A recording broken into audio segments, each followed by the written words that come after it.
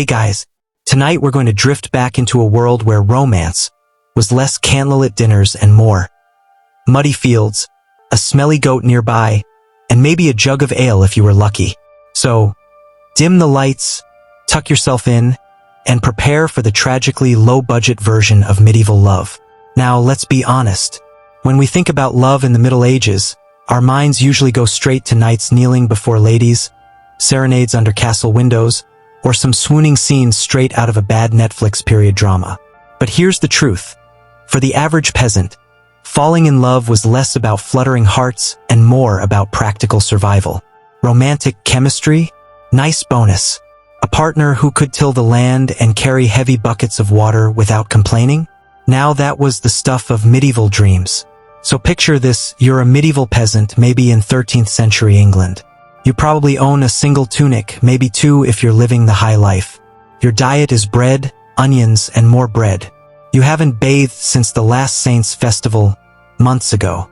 And yet, believe it or not, you still somehow manage to flirt. How?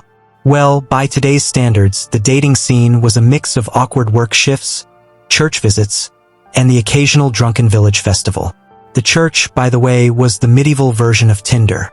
You didn't swipe, but you did sneak glances during Mass, hoping the person you fancied was kneeling a few rows over, also pretending to listen to the priest.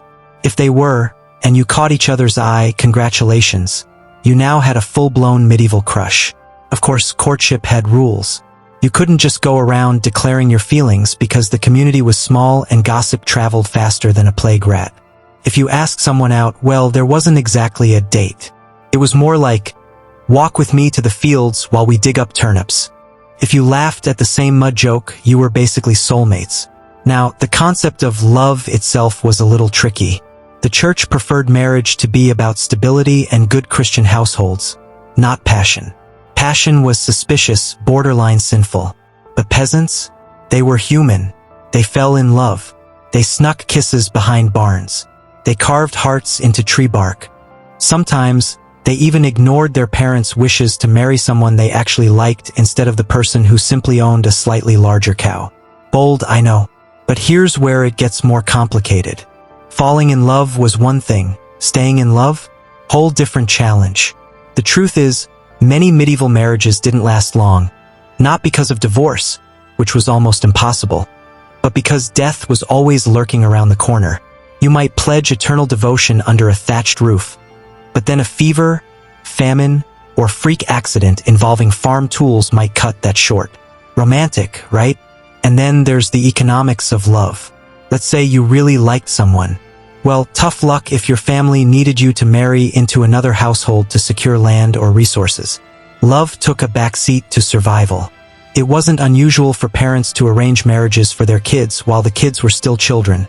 And by the time the poor things reached marrying age, they barely had a say. Falling in love outside those arrangements? That was considered reckless, and sometimes punishable. Yet, even with all that, stories survive of peasants genuinely loving each other. Court records are filled with couples who got in trouble because they swore vows privately, secret marriages that the church didn't approve. Imagine being hauled before a church court because you dared to say, "I do," in a barn without proper supervision.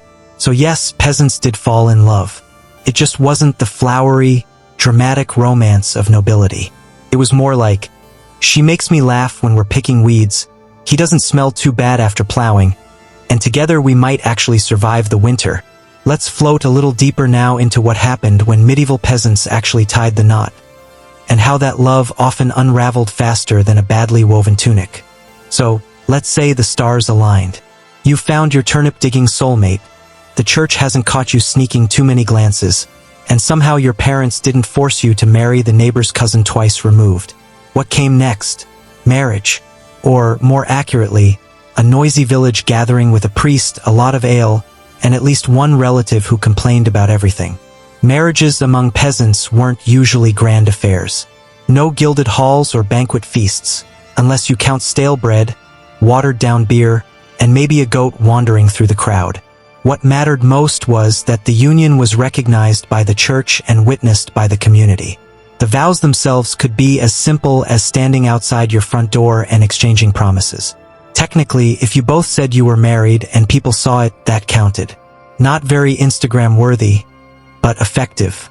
Now, the romantic honeymoon phase lasted about a week, maybe 2. After that, the reality of peasant life set in. Marriage was less about gazing into each other's eyes and more about surviving together.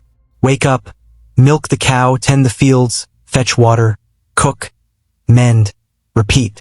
Love might keep you warm at night, but it didn't put food on the table. Teamwork did. Of course, couples did argue. Medieval sources don't give us every detail, but we know enough to say domestic squabbles were common. One spouse might spend too much time at the alehouse, the other might complain about never-ending chores. Sound familiar? Except in this case, going to the pub meant leaving your partner alone with 5 kids, a pig, and a leaking roof. Romantic tension at its finest. And then there was the heartbreak of child loss. Many medieval couples buried more children than they raised. Diseases struck constantly. If you're trying to imagine the emotional toll that took on love and marriage, it was devastating. Peasant couples leaned on each other, but grief also pulled many apart. In that way, love was constantly tested, not just by daily struggles, but by relentless tragedy. On the lighter side, let's not forget about infidelity. Yes, even peasants cheated. Sometimes it was scandalous affairs with a neighbor, sometimes just impulsive dalliances during festivals when the ale flowed too freely. Courts often recorded cases of women accusing husbands of keeping company with others, or men dragging wives to confession for unfaithfulness. Public shaming was common, because privacy basically didn't exist in a village of 200 people. When love soured, options were limited. Divorce? Forget it. The church clutched marriage tighter than a miser clutches coins. The best you could hope for was annulment, and even then, only if you could prove some dramatic problem like being related too closely, which was surprisingly common considering small communities. Otherwise, you were stuck, which means that falling out of love didn't really mean the end of the marriage. It meant silently tolerating each other for decades, while still plowing fields side by side. A romance novel waiting to be written. And here's a fun fact. Sometimes, peasants did separate unofficially. There are cases where couples simply lived apart, often with the whole village knowing. They might not legally end things, but they stopped pretending. One partner would move in with family, while the other stayed behind with the house. Awkward, yes. But hey, medieval life was already awkward. So how did medieval peasants lose love? In many ways, sometimes through sheer exhaustion, because honestly, it's hard to stay passionately in love when you're both covered in mud and fleas. Sometimes through tragedy when death cut the story short. And sometimes simply through the slow, quiet fading of affection, replaced by a partnership of necessity. Not dramatic, but in its own way deeply human. Because when you strip away the castles, the crowns, and the legends, peasants loved much like we do. Awkwardly, imperfectly, sometimes selfishly, sometimes tenderly. Their stories didn't make it into romantic ballads, but they're perhaps the most real love stories of all, fleeting, fragile, and fought for in the shadow of hard lives. So next time someone tells you the Middle Ages were all about knights and princesses, remember, love also bloomed in smoky huts, in muddy fields, and in hearts that beat just as strongly as ours. It wasn't glamorous. It wasn't perfect, but it was love, and sometimes that was enough.